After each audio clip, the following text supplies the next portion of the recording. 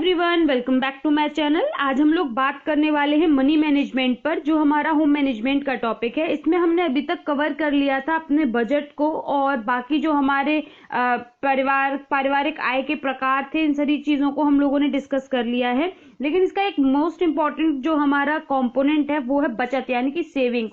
किस तरीके से की जा सकती हैं, क्या होती हैं, ये हमारा बचा हुआ था। इसीलिए आज हम इसको कवर कर रहे हैं पार्ट 8 वीडियो में, और नेक्स्ट आपको एक पार्ट 9 वीडियो और इस टॉपिक पर मिलने वाली है। तो चलिए बिना टाइम वेस्ट किए हुए देखते हैं अपने चैनल पर कि हम लोगों को इसमें क्या क्या देखना है। तो सबसे पहली बात, बचत करने के प्रमुख साधन क्या होते हैं।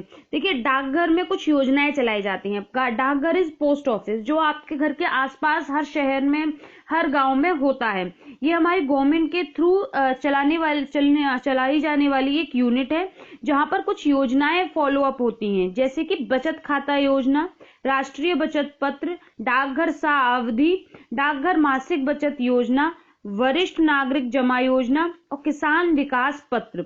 इस तरीके की कुछ योजनाएं हमारी गवर्नमेंट के थ्रू हमारे पोस्ट ऑफिस में चलाई जाती हैं, जिनके द्वारा हम अल्प बचत करके सुरक्षित विनियोग का माध्यम इसको चुन सकते हैं। यानी कि हम थोड़ी थोड़ी पैसे बचाकर एक सेफ मीडियम हम लोग चूज कर सकते हैं अपनी मनी सेविंग के लिए। तो हम सबसे पहले बात कर लेते हैं फिर वाणिज्य बैंकों के बारे में। ये थी हमारे डाकघर की जो योजनाएं थी। अब ये है हमारे वाणिज्य बैंक, यानी कि कॉमर्शियल बैंक्स। कॉमर्शियल बैंक ये बचतें एकत्र करते हैं। मतलब इसमें क्या किया जाता है, इन वाली बैंक्स में छोटे बड़े जो उद्योग होते हैं, व्यापारी होते हैं, वो अपने मनी को इसमें सेव करते हैं, इसमें एकत्रित करते हैं, इनकी कार्यकारी पूंजी की आवश्यकता पूरी करते हैं। जो भी इनको रिक्वायरमेंट होती है उसको पूरी करते हैं ये बैंक्स। जो हमारी नॉर्मल बैंक्स होती हैं, कॉमर्शियल बैंक्स होती हैं, वो उसमें पैसा जमा किया जाता है, चाहे वो औद्योगिक हो या फिर व्यापारिक इकाइयां हो, उनके थ्रू ये पैसे जमा करते हैं। वहां पर इनकी सेविंग्स होती हैं और साथ में ही जब इनको लोन की या फिर किसी भी प्रकार की हेल्प की जरूरत होती है तो ये वाणिज्य बैंक उनको हेल्प करती हैं। 1969 के पश्चात वाणिज्य बैंकों को राष्ट्रीयकृत या फिर सार्वजनिक क्षेत्र के बैंकों और निजी क्षेत्रों में बैंकों में वर्गीकृत किया गया। जो ये हमारी बैंक थी वाणिज्य बैंक, इनको 1969 में, ये आपको याद रखना है। ऐसे क्वेश्चन आपको पूछ लिए जाते हैं, थोड़े से डिफिकल्ट हों और जो थोड़ा सा लिंक से बाहर जा रहे हो, बट स्टिल क्योंकि ये चीजें हम कवर करेंगे तो हमारे पास ये भी एक लूप होल नहीं बचेगा।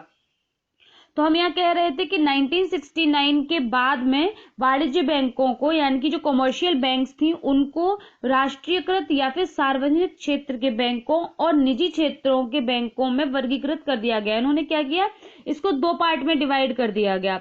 एक तो हमारी नेशनल बैंक्स के फॉर्म में कर दिया, और दूसरी जो थी वो हमारी निजी क्षेत्र यानी कि प्राइवेट बैंक्स के फॉर्म में कर दिया। यानी कि इन्होंने 1969 के बाद जो हमारी कॉमर्शियल बैंक्स थी, ये जो कॉमर्शियल बैंक्स थी, इनको दो पार्ट्स में डिवाइड कर दिया 1969 में। ये हमें याद रखना है।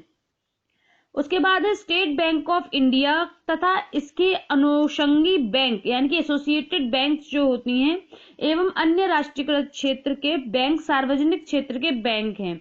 जो हमारी स्टेट बैंक ऑफ इंडिया है, यानी कि एसबीआई है, एसबीआई, और जो एसोसिएटेड बैंक्स होती हैं और बाकी जो हमारी नेशनलाइज बैंक्स होती हैं, वो सार्वजनिक क्षेत्र की बैंक होती हैं, जिनमें हम लोग अपना मनी इन्वेस्टमेंट देते हैं या फिर सेविंग्स करते हैं। ये हमारी सार्वजनिक क्षेत्र की बैंक होती हैं। वाणिज्य बैंकों के कार्य क्या होते हैं। जो हमारे कॉमर्शियल बैंक्स होती हैं, उनके क्या क्या काम होते हैं। व्यापारिक बैंक के निम्नलिखित कार्य होते हैं। कॉमर्शियल बैंक्स के क्या क्या कार्य हैं हम देखते हैं। जमा स्वीकार करना, यानी कि बैंक का प्रमुख कार्य होता है जनता से जमा स्वीकार करना। इन जमाओं के माध्यम से बैंक खाता यानी कि सेविंग्स को प्रोत्साहन मिलता है, और साथ में ही जो भी आप बैंक में जमा करते हैं पैसे, उस पर ब्याज दी जाती है। बैंक जमाकर्ताओं की उनकी सुविधा अनुसार निम्नलिखित प्रकार से खातों की सुविधा देती है। जमा स्वीकार करने में ये निम्न प्रकार के खातों की आपको सुविधा देती है। पहला है हमारा चालू खाता। चालू खाता इसका मतलब है कि जब कभी चाहें स्वेच्छा से रकम को निकाल सकते हैं और जमा कर सकते हैं। इसीलिए अमेरिका में इसे मांग जमा भी कहा जाता है। अमेरिका में चालू खाते को क्या कहा जाता है, मांग जमा। मांग जमा खाते भी कहे जाते हैं। इसमें कोई ब्याज नहीं दी जाती है और निश्चित राशि से कम जमा पर जमाकर्ता को व्यय वसूल करते हैं, यानी कि इसमें आपको कोई भी आपको ब्याज या फिर जो आपका इंटरेस्ट है वो नहीं मिलती है। फिर उसके बाद आता है आपका स्थायी खाता। अमेरिका में इसे मियादी जमा यानी कि टाइम डिपॉजिट आपका कहा जाता है। इस खाते में एक निश्चित अवधि के लिए रकम जमा की जाती है। स्थायी खाता यानी कि स्थायी मतलब एक निश्चित समय के लिए इसमें पैसे जमा हो रहे हैं, जैसे कि इसके नाम से ही इसमें पता चल रहा है। जितने समय के लिए रकम जमा की गई है उतने समय बीत जाने पर ही निकासी हो सकती है, मतलब आपका टाइम पीरियड पूरा होने पर ही आप पैसे को उसमें से विड्रॉल कर सकते हैं। निश्चित अवधि के भीतर ही निकासी करना आवश्यक हो जाता है तथा स्थायी जमा की जमानत का पर कर्ज मिल जाता है। खाता पहले बंद करने पर जिस शर्त पर रुपया जमा किया गया था उसका पालन नहीं होता, ब्याज उस समय जो रहता है वही मिलता है। तो इस तरीके से हमारा जो स्थायी खाता है इसमें स्पेसिफिक टाइम पीरियड के लिए आप पैसे जमा करते हैं जिसमें आपको इंटरेस्ट मिलता है। फिर है हमारा नगद साख खाता। ये एक ऋण खाता है, यानी कि इसमें आप जो बैंक है उससे लोन लेते हैं। इस खाते के अंतर्गत बैंक खाताधारी को एक निश्चित मात्रा तक ऋण प्राप्त करने का अधिकार होता है, यानी कि आप इस वाले अकाउंट के माध्यम से जो हमारे जो व्यापारी वर्ग होता है वो अपने निश्चित मात्रा में एक ऋण को प्राप्त कर सकता है, यानी कि लोन ले सकता है। इसी सीमा के अंदर ऋणी अपनी आवश्यकता अनुसार बैंक से रुपया लेता है और जमा भी करता है, जो वो इसी के बेसिस पर जो आपका नगद साख खाता होता है इसमें आप अपना लोन ले सकते हैं। नेक्स्ट हम बात करते हैं जो जमा स्वीकार करने में नेक्स्ट जो खाता है वो है गृह बचत खाता। गृह बचत खाता में क्या होता है, इस खाते के अनुसार बैंक में रुपया जमा करने हेतु जमाकर्ता के घर पर एक गुल्लक रख दी जाती है, क्योंकि गृह बचत लिखा हुआ है इसमें तो घर से कनेक्टेड है ये कहीं ना कहीं। तो जो जमाकर्ता होता है वो उसके घर पर एक गुल्लक रख दी जाती है जिसपे टाइम पर छोटी रकम उसमें डालते रहते हैं घर के लोग, और एक निश्चित अवधि के बाद जैसे कि या तो हफ्ते में एक बार या महीने में एक बार या फिर प्रतिदिन आकर एक बैंक का कर्मचारी आता है और उसमें से उन पैसों को लेकर जाता है और आपको एक स्लिप देकर जाता है जिसको आपको अपनी पासबुक में रखना होती है। और इस तरीके से छोटी छोटी बचत को प्रोत्साहन मिलता है, यानी कि घर के जो बच्चे होते हैं वो सेविंग्स करना सीखते हैं गृह बचत खाते के द्वारा। फिर उसके बाद आता है हमारा बचत खाता। बचत खाते में क्या होता है कि जो कभी कभी तथा बहुत छोटी छोटी मात्रा में रुपया जमा करना या निकालना चाहते हैं उन लोगों के लिए बचत खाता होता है। बचत खाते मुख्यतः निश्चित और कम आय वाले गृहस्थ लोग होते हैं उनके लिए होता है, धन संचय की प्रवृत्ति को जागृत करने के लिए, यानी कि आपके अंदर एक चस्का देने के लिए कि आप वहां पैसे जमा करो, आपके अंदर वो हैबिट डालने के लिए बचत खाते को डेवलप किया गया है और इसको यूज किया जाता है। नेक्स्ट आता है आवर्ती जमा खाता। आवर्ती जमा खाते इस प्रकार के खाते में एक निश्चित राशि प्रति निश्चित अवधि के लिए जमा की जाती है, यानी कि हर महीने, जैसे कि आपने आवर्ती जमा खाते में 500 रुपए प्रति महीने डालने का आपने अपना गोल सेट किया है, तो इसमें आप हर महीने 500 रुपीज अपने एक सेट गोल तक में, यानी कि जैसे 1 साल है, 2 साल है, 3 साल है, उतने अवधि के लिए, उतने टाइम पीरियड के लिए आप उसमें डालते हैं। निश्चित अवधि जब पूरी हो जाती है तो उससे पैसे को आप निकाल सकते हैं जिसमें आपको ब्याज मिलती है। जमा खाते की तुलना में इसमें ब्याज ज्यादा मिलती है। जो हमारा जमा खाता था ये वाला जो जमा खाता था, ये जमा करने के स्वीकार, इसमें जब हम जमा कर रहे थे खाते में तो इसमें इसकी कंपैरेटिवली इसमें ज्यादा हमें आवर्ती जमा खाता में ज्यादा ब्याज मिलती है। फिर उसके बाद हमारा आता है ऋण देना, यानी कि जो हमारा नेक्स्ट काम है हमारी जो बैंक है उसका है। ये तो हमारे खाते हो गए, उसके बाद क्या क्या खाते की सुविधा के बाद है कि ये ऋण भी देते हैं, यानी कि ये लोन देते हैं। जो वाणिज्य बैंक होती है, कमर्शियल बैंक होती है, उनका दूसरा इंपॉर्टेंट वर्क है कि वो आपको लोन प्रोवाइड करती है। बैंक अपने ग्राहकों को, उत्पादक व व्यापारियों को भिन्न भिन्न प्रकार के जमानतों पर ऋण प्रोवाइड करती हैं। ये ऋण अचल संपत्ति, व्यक्तिगत जमानत के आधार पर नहीं दिया जाता है। वाणिज्यिक कर में ऋण जो दिया जाता है वो आपके अचल संपत्ति के बेसिस पर नहीं दिया जाता है। इसमें आपको ऋण या डेप्ट या फिर लोन लेना पड़ता है। आप कैश क्रेडिट ले सकते हैं या फिर आप जो पब्लिक जो सिक्योरिटीज होती हैं उनमें इन्वेस्टमेंट करके भी आप लोन ले सकते हैं। फिर उसके बाद नेक्स्ट आता है हमारा एजेंसी कार्य। बैंक एजेंट की हैसियत से मुख्यतः निम्न कार्य करती है: विनिमय साध्य साख पत्रों का भुगतान करती है और रुपए का हस्तांतरण भी करती है, वकील की तरह काम करती है और आपकी प्रतिभूतियों का क्रय विक्रय करती है, भुगतानों को प्राप्त करती है, ग्राहकों की ओर से रुपए का भुगतान करने का काम भी ई बैंक करती है। मतलब इस तरीके के कुछ काम भी जो एजेंसी वर्क्स होते हैं वो भी हमारी कमर्शियल बैंक्स करती हैं। फिर उसके बाद आता है आपका विविध कार्य, यानी कि वाणिज्य बैंक जो होती हैं उनमें विविध कार्य किए जाते हैं, जैसे कि प्रमाण पत्र तथा यात्रियों के चेकों को जारी करना, ये आपके प्रमाण पत्रों को जारी करती हैं। उसके बाद है विदेशी विनिमय का क्रय विक्रय करना, जो आपका जो फॉरेन का जो क्रय विक्रय है यानी कि आपका इंपोर्ट एक्सपोर्ट है उसमें हेल्प करती हैं। निर्णयकर्ता के रूप में कार्य करती हैं, सुरक्षा संबंधी कार्य करती हैं, व्यापारिक सूचना तथा आंकड़ों को इकट्ठा करना, सरकार तथा अन्य संख्याओं के ऋणों को अभिगोपन करना, धन संबंधी सलाह देना। तो इस तरीके के काम भी हमारी जो कमर्शियल बैंक्स होती हैं वो करती हैं। फिर उसके बाद है हमारा मूल्य वर्धित सेवाएं। मूल्य वर्धित सेवाओं में आपके आते हैं जैसे लॉकर्स की आपको सुविधा प्रोवाइड करना, आप अपने जो आपकी ज्वेलरी है, आपके इंपॉर्टेंट पेपर्स हैं, जो भी चीजें हैं आप उनको अपने बैंक में रख सकते हो, तो लॉकर्स की सुविधा देती हैं। यात्री चेक जारी करना तथा भुगतान करना, ग्राहकों के अनुरोध पर उनके बीमा प्रीमियम, पानी बिजली के बिल को नियमित रूप से भुगतान करते रहना। अगर आप उसमें ऑटोमेटिकली अगर आप उसमें कर देते हैं, सेटिंग्स में जाकर आप उनको बोल देते हैं कि हाँ हमारा इतना इतना बिल, आप ऑटोमेटिकली उसको कर देंगे, फिर तो आपकी ये सारी सेवाएं भी अब जो वाणिज्य कमर्शियल बैंक्स होती हैं वो करती हैं।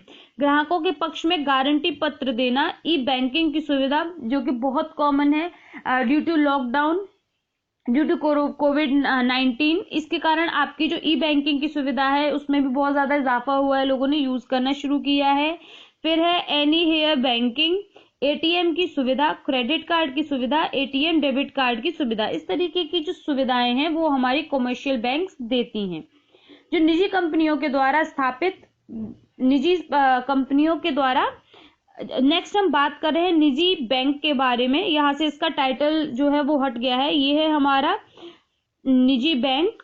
अभी तक हम पढ़ रहे थे अपनी सार्वजनिक बैंक के बारे में जो कि गवर्नमेंट के थ्रू रन होती हैं या फिर गवर्नमेंट से लिंक्ड होती हैं और उनकी क्या क्या सेवाएं हैं और उन सब के बारे में। अब हमारी आती हैं प्राइवेट बैंक, यानी कि जिन्हें हम हिंदी में कहते हैं निजी बैंक। निजी बैंक जो है निजी कंपनियों द्वारा स्थापित होती हैं।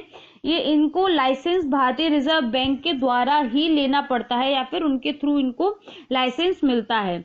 निजी क्षेत्र के कुछ बैंक्स जो हैं जैसे कि आपकी हो गई यूटीआई है, टाइम्स है, सेंचुरियन बैंक है, बैंक ऑफ पंजाब है, येस बैंक है या फिर आईडीबीआई है, एचडीएफसी, आपकी ग्लोबल ट्रस्ट बैंक, ये सारी जो बैंक हैं वो आपकी निजी बैंक के कैटेगरी में आती हैं। इनकी जो स्थापना है वो 2094 करीब से स्टार्ट हुई है। अन्य प्रकार की कुछ बैंक होती हैं जैसे निजी बैंक के अलावा भी जो होती हैं वो होती हैं आपकी कृषि बैंक, जो आपकी कृषि व्यवस्था का स्वरूप व आवश्यकता अन्य व्यवसायों से भिन्न होता है। क्या होता है कि जो हमारी एग्रीकल्चर की नीड है वो आपकी बाकी, जैसे कि आपका कंस्ट्रक्शन का वर्क है उसमें रिक्वायरमेंट्स अलग होती हैं, आपका गारमेंट का वर्क है तो वहां पर आपकी टेक्सटाइल्स की जो रिक्वायरमेंट्स होती हैं वो अलग होती हैं। तो उसी तरीके से जो कृषि है, एग्रीकल्चर की भी नीड्स अलग अलग होती हैं। तो उनके प्रबंधन हेतु और उनकी आवश्यकताओं की पूर्ति के लिए किसानों को वित्तीय आवश्यकताओं की पूर्ति के लिए अल्पकालीन या दीर्घकालीन दो भागों में बांट दिया जाता है। उनकी नीड के अकॉर्डिंग उनको या तो ऋण देना या फिर उनके पैसों में जो हेल्प करना है, ये काम कृषि बैंक करती हैं। जैसे कि कृषि सहकारी बैंक आपने सुना होगा, तो ये इस तरीके की जो बैंक्स होती हैं, भूमि विकास बैंक्स होती हैं, ये आपको एग्रीकल्चर के लिए मेनली हेल्प करती हैं और उन्हीं के लिए डेवलप की गई हैं। नेक्स्ट आता है डाकघर बचत बैंक। डाकघर बचत बैंक में जनता की अल्प बचतों को जमा करने पर उन पर ब्याज प्रदान की जाती है। फिर उसके बाद आता है देशी बैंकर।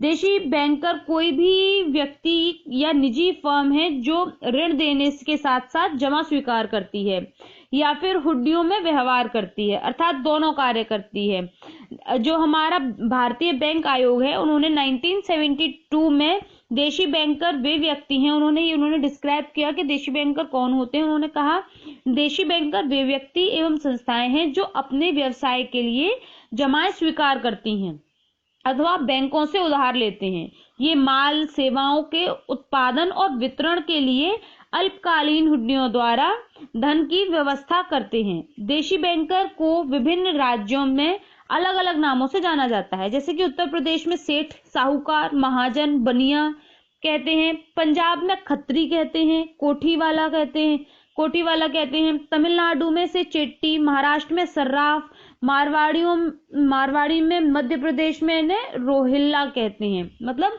एक जो इंसान जिसके पास का बैकग्राउंड स्ट्रांग होता है और वो आपको अपनी तरफ से आपको ब्याज पर पैसे देता है या फिर आपसे पैसे लेता है, आपके पैसों को जमा करता है, आपकी सेविंग्स को करता है और अल्टीमेटली वो जाकर कर तो बैंक में रहा है, मतलब इनडायरेक्टली आपका पैसा जा बैंक में ही रहा है, बट आप क्या करते हैं कि आपके जो एरिया का जो सेठ साहूकार है या फिर महाजन है या बनिया है या खत्री, जो भी इंसान है, जो भी आप इसको कहते हैं, आप उस पर ज्यादा ट्रस्ट करते हो तो आप वहां जाकर पैसों को जमा कर देंगे। तो इस तरीके से जो इन लोगों को देशी बैंकर्स कहा जाता है। ये वाला जो प्रचलन है वो आपको विलेज एरिया में, थोड़े से बैकवर्ड एरिया में ज्यादा देखने को मिलेगा।